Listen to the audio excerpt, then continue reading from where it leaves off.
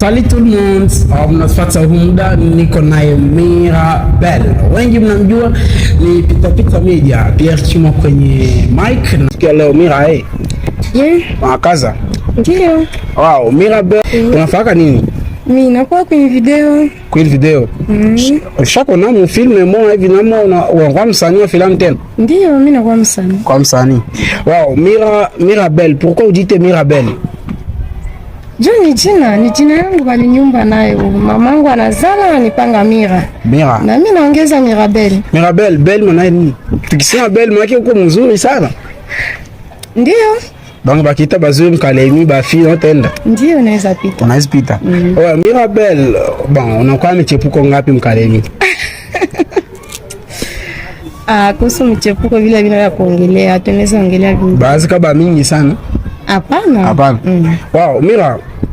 Ukijikuta mu influencer banamke ba mingi, unakuwa jisentir je comme queen video na ba queen ba mingi mu kalemi, unajikuta mu place ya ngapi? Mie naweza sema wa kwanza, wa pili, wa tatu, kila mtu anajikamataka mniveau yake. Wow, ushafa travail na artiste gani hapa Kalemi? Hapa Kalemi nishafanya travail na ba garçon wa kwanza nilianza na bo artiste mu Bondi ya Galaxy. Ndio ilikuwa ba kwanza bale ba Biven. Na pili mimi nabeba mu chanson ya Telmi K White. Yes. Malipo ilikuwa ngapi ba K White baje utubusi parce que ulikuwa lara kuile timu ya K White kulikuwa malipo ngapi alikupashaka? Naweza sema malipo hakuna mtu mwenye ashaka wahi kutangaza salaire yake lenye anapiga par mois mkazi yake. Na njoo kisi na mimi niko ile ni kazi yangu, hakuna kisi nitangazie kusema napokea ngapi wala ngapi, hapana. Kwa kwenye video unapokea ma $200 $300 par chanson, mais si kama ushabatika kupata ile monnaie kwa chanson moja. Mwapa Kalemi.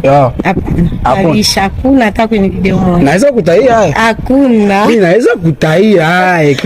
Bon, hakuna mwacha pata $300, bon tuseme $200 $100 unapata. $100 sawa, mais hapana $200 $300 mimi nabisha kuna hata nishapata message ya Queen namuuliza, bon Queen pardon, kwa artiste mpenda fa video na wewe kutosha hapa kupeleka fasi ananiambia $500 déplacement.